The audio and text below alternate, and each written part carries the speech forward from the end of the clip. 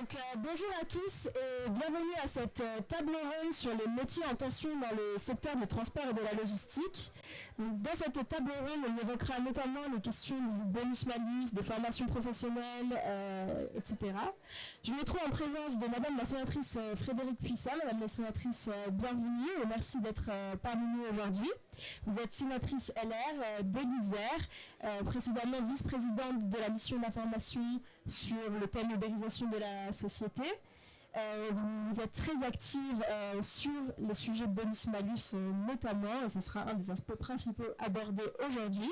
Je me trouve également en présence de Nancy Noël, déléguée générale adjointe en charge des affaires sociales chez TLF. Donc Nancy, je vous propose de présenter brièvement tout d'abord le nom TLF. Merci Julia, Madame la sénatrice. Alors l'Union des entreprises de transport et logistique de France, c'est l'organisation professionnelle qui rassemble l'ensemble des métiers de la chaîne du transport et de la logistique. Nos entreprises adhérentes interviennent dans l'ensemble de l'organisation du flux de marchandises, donc le transport routier de marchandises bien sûr, la messagerie, la logistique, la livraison urbaine et le transport léger, le transport multimodal ferroviaire et fluvial, ainsi que la location de véhicules industriels. Nous avons des syndicats affiliés qui, eux, s'orientent vers l'organisation de transport international, maritime et aérienne avec les représentants en douane. Nous représentons un peu plus de 2000 salariés, soit un tiers des salariés de la branche. Merci beaucoup. Je vous propose de passer directement à l'échange. Donc, comme première question très générale, comment répondre, selon vous, à la problématique des métiers en tension dans le secteur du transport et de la logistique? Je vous laisse la parole. Alors effectivement, le transport et la logistique sont des secteurs en tension. Nous sommes reconnus comme tels par les pouvoirs publics. Nous travaillons très étroitement avec divers organismes, alors notamment France Travail, pour le recrutement des demandeurs d'emploi. Nous travaillons avec diverses associations telles que les écoles de la deuxième chance. Nous travaillons également avec Each One pour le reclassement et la formation de personnes réfugiées. Donc nous ouvrons nos métiers qui vont vraiment des métiers non qualifiés à des métiers très qualifiés à tout type de public. Nous sommes un vrai métier d'insertion, un vrai métier d'ascension sociale. Nous pouvons commencer avec un métier non qualifié et grâce à la promotion interne finir sur des postes de responsables. Donc ce n'est pas assez su, mais nous essayons de valoriser nos métiers comme nous pouvons. Nous sommes dotés également d'organismes, notamment autour de la formation professionnelle, comme l'AFT, l'Association pour le développement de la formation dans les transports, l'AFTRA, les promotrans des centres de formation. Nous œuvrons beaucoup et pourtant, nous sommes toujours en tension. Il faut savoir que nos effectifs ont presque triplé en 20 ans. Donc nous avons 800 000 salariés, mais nous recherchons encore environ, par exemple, 50 000 conducteurs. Je laisse la parole à Madame Puissat. Alors, vous me laissez la parole. D'abord, vous dire que j'ai plaisir à être à vos côtés et surtout à échanger avec la branche du transport et de la logistique. Nous nous rencontrons régulièrement, très souvent. J'oserais presque même dire que nous avons des liens presque à minima alignés, mais presque de fidélité sur tous les sujets qu'on peut rencontrer. En tout cas, j'ai toujours été à vos rendez-vous, non seulement parce que je pense que vous portez une parole qui est une parole importante et sur laquelle les législateurs ont à agir, mais également parce que vous représentez une force économique qui est importante. Et j'y ajouterai, vous l'avez cité, je suis sénatrice de l'Isère. Vous avez la branche logistique qui est dans votre branche, et je porte au niveau de l'Isère une zone d'activité économique, la zone d'activité de Chelles, qui est des plus grosses zones d'activité économique européenne, qui est finalement très importante d'un point de vue transport. Et d'un point de vue emploi, et nous avons souvent eu l'occasion d'échanger avec les responsables de la logistique et du transport de façon globale sur cette problématique de formation et de métiers en tension. Au-delà de ce que vous venez d'évoquer, de tous les efforts qui sont faits par la branche, vous le savez, et pour revenir sur des considérations plus politiques, nous avons avec le président Retailleau et avec le président Wauquiez fait une proposition qui est une proposition de pacte social et de pacte législatif. Et dans ce pacte social et législatif, nous avons un certain nombre de propositions qui, de façon beaucoup plus globale et qui vont un petit peu au-delà de la branche, devraient nous permettre, en tout cas nous l'espérons, et nous porterons des textes sur ce sujet, devraient nous permettre effectivement de libérer d'accélérer le travail et de permettre à chacune des activités d'être davantage centrée sur une activité de productivité et non sur une activité qui est un peu plus administrative et technique. Et au-delà de ça, de permettre à tous les gens qui veulent travailler, et moi j'ai envie de dire qu'on a une jeunesse qui veut travailler, qui veut cumuler différents statuts, qui veut cumuler des heures. Nous devons leur permettre effectivement de pouvoir aborder le travail de cette façon-là. C'est ce que nous ferons comme proposition. Et puisque nous avons parlé aussi de pouvoir d'achat, et le président Larcher en a parlé dans son intervention tout à l'heure, j'ai envie de dire qu'on a aussi besoin de travailler sur cet effet seuil sur lequel nous travaillons depuis très longtemps, sur un certain nombre de contrats qui sont des contrats plutôt courts ou des contrats hachés qui concernent en l'occurrence la branche transport. Je pense notamment au transport scolaire où on a des gens qui travaillent le matin, qui doivent revenir chez eux et repartir l'après-midi. On a cet effet seuil qui fait que bien souvent ces gens soit abandonnent leur travail parce qu'ils perdent des aides ou ils perdent des aides, soit effectivement abandonnent leur travail parce qu'à un moment donné ne peuvent pas tout combiner. Et je crois qu'il faut effectivement qu'on ait des solutions pour ces personnes-là. J'ai fait des propositions, le président Retailleau, le président Wauquiez les ont retenues. J'espère bien qu'on les mettra en œuvre à la rentrée, je pourrai les détailler le cas échéant. Donc, je vous remercie pour vos réponses. Désormais sur la réforme de l'assurance chômage et le bonus-malus, selon vous, quelle réforme de l'assurance chômage serait souhaitable? Quel regard portez-vous sur le bonus-malus à l'occasion de la 3e période de modulation notamment? Et est-ce que vous avez envisagé des solutions? Je vous laisse la parole. Alors, Madame la sénatrice le sait très bien, nous avons l'occasion d'échanger très régulièrement sur ce sujet. Le secteur transport et entreposage au sens très large du terme compte parmi les 7 secteurs visés par ce dispositif de modulation de la contribution à l'assurance chômage, du bonus-malus. Nous sommes dans ces secteurs notamment parce qu'il y a une vaste hétérogénéité des secteurs comparés. Et certains secteurs, plusieurs secteurs, vous l'avez évoqué à l'instant, par exemple, sont touchés par des effets de saisonnalité. On nous a proposé au niveau de la DGFP des solutions pour remédier à ce qu'ils appellent les contrats courts, mais finalement le bonus-malus vise, y compris les CDI, donc pas seulement courts, tels que les groupements d'employeurs. Le problème des groupements d'employeurs, c'est que cela peut trouver des limites au moment où les entreprises ont toutes besoin des employés en même temps. Il y a des départements comme la Seine-et-Marne par exemple, où il y a beaucoup de fonciers disponibles, donc beaucoup d'implantations logistiques, mais moins de population. Donc il est difficile de faire appel à tout le monde en même temps. On nous a proposé le CDI d'opération, ou le CDI de chantier. Cela fait 6 ans que nous essayons de conclure un accord avec les partenaires sociaux et même en mettant le 13e mois en logistique en face, ils refusent de signer cet accord. Ils le voient comme un dispositif anti-CDI. Donc, quelles que soient les solutions que nous proposent, nous ne parvenons pas. Nous sommes obligés de répondre aux demandes de nos clients, aux effets saisonniers.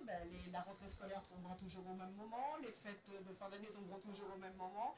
Donc, que pensez-vous du bonus-malus en tant que tel? Comment pourrait-on le réformer ou par quoi pourrait-on le remplacer? Alors moi, j'ai fait des propositions, mais je vais surtout être très directe.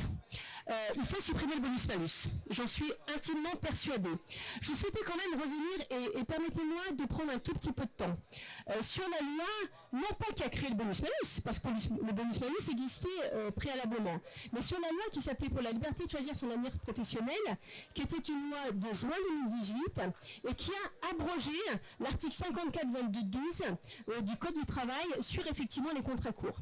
Simplement, on partait de 2 constats à ce moment-là. Le premier constat, c'est qu'effectivement, la majorité des salariés étaient en CDI. 85% des salariés étaient en CDI. Le deuxième constat, c'est qu'effectivement, sur les nouveaux contrats, qu'on avait effectivement ce qu'on appelait un effet de permittence. C'est-à-dire qu'on avait beaucoup de personnes qui étaient embauchées sur des contrats très courts, voire sur des contrats journaliers. Et je me rappelle qu'à l'époque, dans le rapport du gouvernement, on nous citait les 4 secteurs qui étaient concernés, en particulier par ces quelques jours de contrat, qui étaient effectivement, d'un point de vue social, qui posaient un certain nombre de difficultés.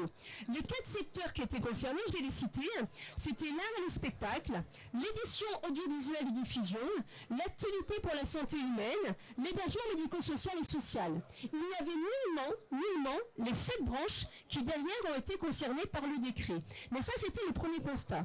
Le deuxième constat, c'est qu'on a laissé très clairement que le bonus-malus existait déjà, hein, je le rappelle, c'était l'article 54-22-12 du Code du travail, qu'il avait déjà été mis en application, puisqu'en 2018, il y avait déjà un bonus-malus. On avait, en règle générale, des cotisations qui étaient de l'ordre de 4%. Il pouvait y avoir un malus jusqu'à 7%, quand on avait des contrats qui étaient inférieurs ou égaux à un mois, et un bonus qui était à plus 0,5% si effectivement on avait un CDI de moins de 26 ans qu'on embauchait. Et les partenaires sociaux ont clairement énoncé que le bonus-malus ne fonctionnait pas. Et en 2018, ils souhaitaient l'abroger. Qu'a fait la loi de 2018? Elle a fait une proposition auquel on n'était pas complètement fermé, hein, je vais quand même la lire puisqu'elle était quand même relativement importante. La loi de 2018 a proposé quoi? Elle a proposé de permettre aux partenaires sociaux, lors de la négociation de la prochaine convention d'assurance chômage, de prévoir éventuellement une modulation des contributions d'assurance chômage en fonction du nombre de fins de contrat de travail dans l'entreprise. Et cet article donnait un nouveau critère, mais n'obligeait pas les partenaires sociaux à y recourir.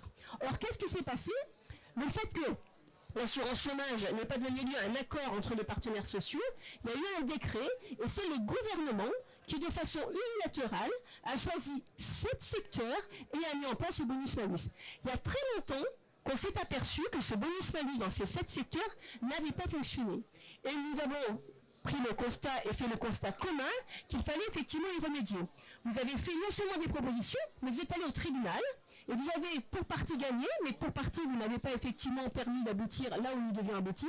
Et moi j'ai fait des propositions avec mon collègue Olivier Hénaud en octobre 2022, lors du texte de loi portant mesures d'urgence relatives au marché du travail en vue du plein emploi. Et nous avions fait le choix de dévitaliser les bonus-malus, non pas de le supprimer, considérant qu'à un moment donné, on pouvait effectivement s'interroger sur les contrats courts, mais nous avions ramené les bonus-malus à ce à quoi ils devaient être, avec un certain nombre de propositions, et je vais les lire.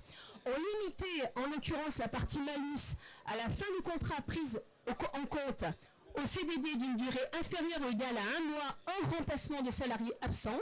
Il n'était pas question effectivement de vouloir pénaliser les branches quand on avait effectivement des salariés absents.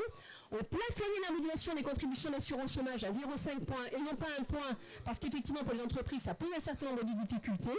On y avait exclu du dispositif la fin des CDI, quelle qu'en soit la cause, et enfin on avait exclu effectivement la fonction d'intérim. Malheureusement à l'occasion de la CMP, on a dû abandonner ce dispositif. Le gouvernement a souhaité le remettre en place. Moi, je vous l'ai dit, je n'abandonnerai pas ce principe. Je considère que le principe du bonus-malus est une mauvaise chose. On va effectivement attaquer la deuxième partie, puisque vous allez être frappé à nouveau de façon plus large, puisque vous allez intégrer notamment les remontées mécaniques. J'étais intervenu auprès du ministre pour supprimer cette partie remontée mécanique, parce que tout le monde sait qu'il y a un effet saisonnier qui va être très pesant pour la partie remontée mécanique. Donc, on va assister effectivement à la deuxième phase de ce bonus-malus. Et je pense que non seulement nous ne résoudrons pas le problème, mais en plus, on va aggraver la santé économique de nos entreprises, notamment celle du transport et de la logistique. Et comme vous le voyez, les partenaires sociaux dans le protocole d'accord du 10 novembre avaient repris vos propositions dans l'accord qu'ils ont conclu. Ils l'ont remis dans la convention assurance chômage, mais le gouvernement a refusé d'agréer cette convention en l'absence d'accord sur les seniors, sur ce seul point. Mais c'est dommage parce qu'on avait une vraie opportunité de modifier le bonus-malus. Donc le gouvernement a fait le choix de ne pas écouter les partenaires sociaux. Sur l'assurance chômage depuis 2017. Le gouvernement n'a pas écouté les partenaires sociaux. Je n'ai cessé de dire et je ne cesserai de le dire. La problématique de la lettre de cadrage, c'est qu'effectivement, on bride les partenaires sociaux et on ne permet pas les accords. Le président Larcher l'a énoncé de façon très délicate, mais je sais qu'il porte effectivement le même raisonnement que moi sur ce sujet-là. Je vous remercie. Donc maintenant sur le volet formation et compétences. Donc le projet budgétaire actuel vise à raboter le financement de France Compétences de 400 millions d'euros et de France Travail de 200 millions d'euros. Comment encourager le développement des compétences et de la formation dans le secteur du transport et de la logistique dans ce contexte? Alors effectivement, je vous l'ai dit dans la première question, notre secteur s'est vraiment outillé depuis plus de 60 ans avec des organismes de formation, de développement de la formation, de certification. Nous investissons massivement dans la formation professionnelle. Par exemple, notre secteur a créé la formation initiale et la formation continue obligatoire des conducteurs en 1995. Cela a été rendu ensuite obligatoire dans toute l'Union européenne. Donc c'est pour dire à quel point nous sommes moteurs, sans jeu de mots, mais vraiment précurseurs en matière de formation professionnelle. Nous investissons beaucoup dans les compétences de nos salariés. Je vous l'ai dit, nous avons des métiers non qualifiés, mais également des métiers à bac plus 6, par exemple. Donc nous recherchons vraiment beaucoup de compétences. Nos formations ont pour particularité d'avoir des besoins en matériel lourd. Il ne s'agit pas de formation crayon papier nécessairement, il faut des cabines poids lourds, des simulateurs de conduite, des pistes pour s'entraîner au stationnement, etc., aux mises à quai, les chariots élévateurs, du foncier. Et pourtant, on va nous comparer à des formations papier-crayon. Et avec la réforme qui avait été induite également par la loi pour la liberté de choisir son avenir professionnel, on a instauré la logique des coûts-contrats, où France Compétences définit des coûts pour les contrats, obligeant les organismes de formation à s'aligner sur des coûts, mais aussi du coup en faisant des tris dans les dépenses pour nos formations lourdes. On sait aujourd'hui que France Compétences va voir son budget fortement réduit. France Travail aussi. Alors France Travail forme beaucoup de demandeurs d'emploi via les préparations opérationnelles à l'emploi qui sont très utilisées dans le secteur. Donc même si les entreprises font un grand effort et investissent beaucoup plus que l'obligation légale en matière de formation professionnelle, ça devient très compliqué. Comment pouvons-nous agir pour continuer à former ? Alors simplement pour revenir sur France Compétences. France Compétences a été créée par la loi de 2018 avec une volonté que nous partageons, volonté du gouvernement que nous partageons, d'augmenter le nombre d'apprentis, de passer de 300 000 à 1 million d'apprentis et d'améliorer la formation professionnelle, notamment pour toutes les situations infra-bac.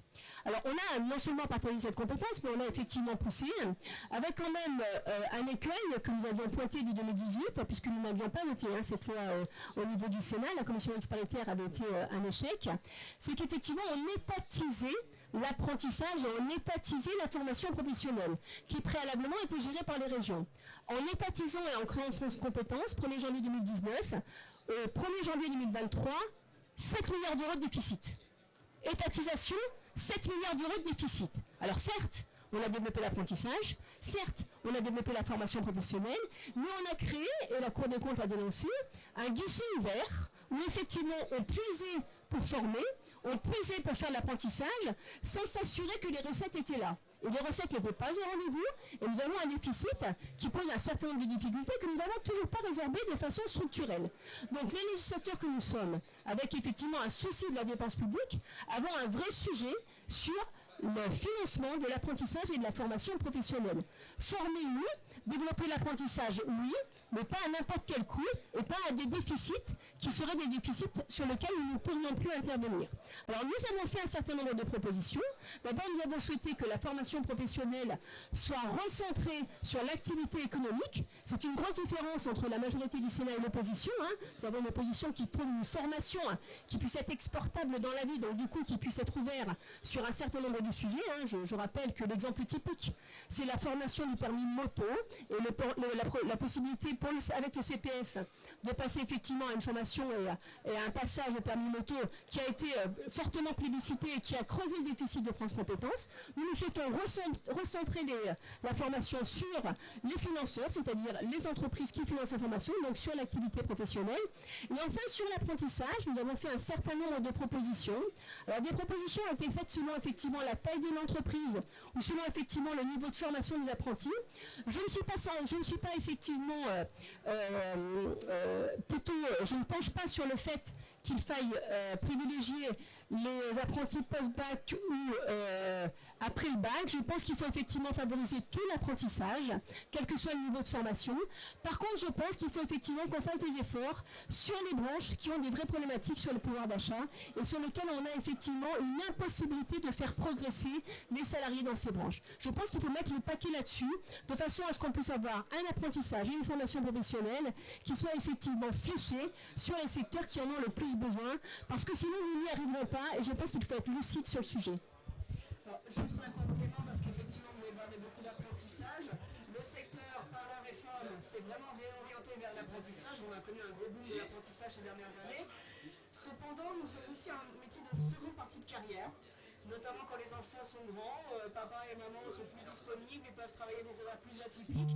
Donc il arrive souvent qu'on nous fassions de la réinsertion professionnelle et auquel cas nous avons plutôt affaire au contrat de professionnalisation qui du coup par la politique de l'apprentissage a été un peu trop diminuée et les entreprises sont pénalisées par cette baisse de la professionnalisation. Donc voilà, il faudrait penser à le maintenir. Le un peu trop dévalorisé, le un peu trop est de trop. Il a été complètement dévalorisé. Je tiens juste à saluer Carole Grandjean qui a fait un effort en tant que ministre, qui n'est plus ministre aujourd'hui et qui n'est même plus dans la vie politique, qui avait fait un effort important sur les contrats de professionnalisation. Et tout le travail qu'elle a fait a été balayé par son successeur dans la même majorité, ce que je regrette fortement. Alors, on est un peu contraint par le temps, donc je vous remercie pour cet échange vraiment intéressant. On a déjà beaucoup avancé sur le travail, mais il y a aussi beaucoup de travail encore à faire et beaucoup d'avancées et de progrès possibles. Rapidement, s'il y a des questions du public à poser à Madame Puissat ou à Madame Noël.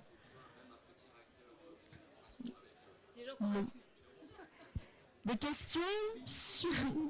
Bon, finalement, je pense que vous avez été clair, vous avez bien résumé, donc on vous remercie d'avoir été parmi nous.